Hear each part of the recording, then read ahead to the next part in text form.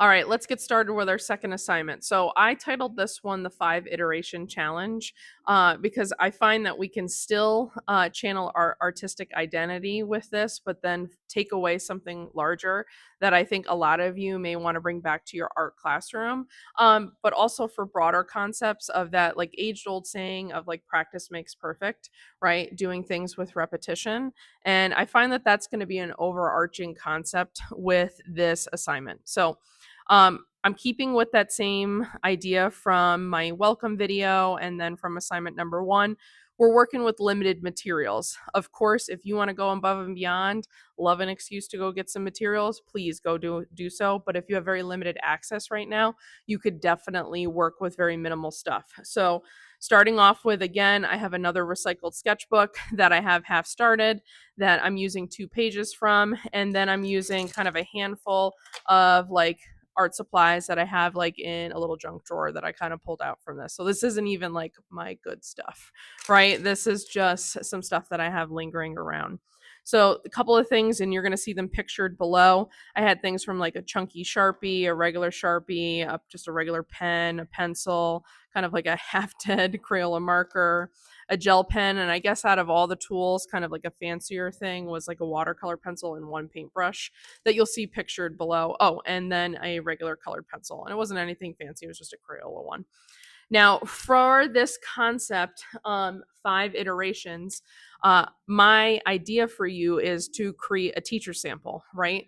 I know that you could create a worksheet for this and then immediately make it into something that you could bring into your classroom, but we're channeling ourselves as artists. And I feel like taking a moment and just kind of being present with materials and playing around with them is what helps build my own confidence with the material before I want to do something larger or grander with this. And that's where like I really started to think like how beneficial this could be in an art classroom, because bringing choice and mixed media can be really complex, because I think our minds always go to like the chaos that comes with that and how do we control that. But then others is like, how do we teach kids to make the decisions on what materials work well with one another? You'll even see in the video of me working on my 5 iterations, there's one material, this one right here, with the Crayola marker, I didn't really love.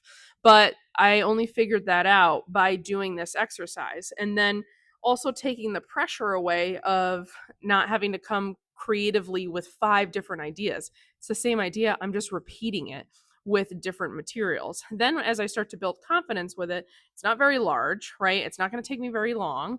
I can then start to go back into it with other materials and experiment some more.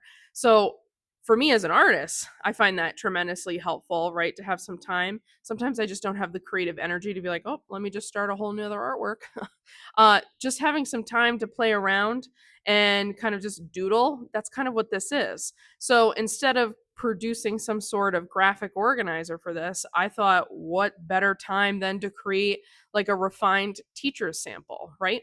So if you have a small sketchbook, a large sketchbook, you can format this in any way. You could do it in a horizontal line, vertical line, you could have separate grids, however you would like to organize this, but it's just 5 iterations, right? Then with your materials, you really want to work with a limited pool. Like I said, if you want to go get some other stuff, go for it, but you still want to only have about 5 to 6 different tools, because that's what also brings that level of challenge, right? So like when I used the black Sharpie, I only had 4 other materials that could potentially work on top of it, and really the only solution was using the white gel pen, right?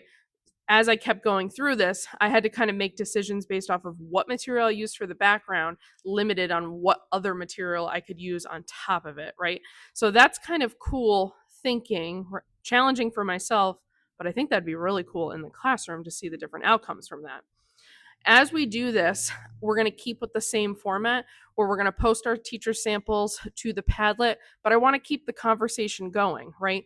Having conversations on the Padlet around some prompted questions and then explanation of like what you are doing in your 5 iterations, I think is helpful, because sometimes the picture doesn't explain enough, but there'll be some prompted questions that'll help guide that conversation so you don't leave this session or this video feeling lost on what you're going to have to answer.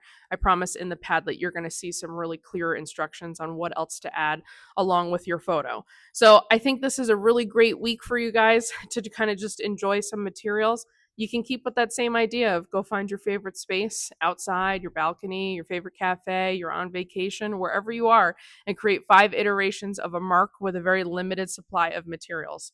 I can't wait to see what you guys create.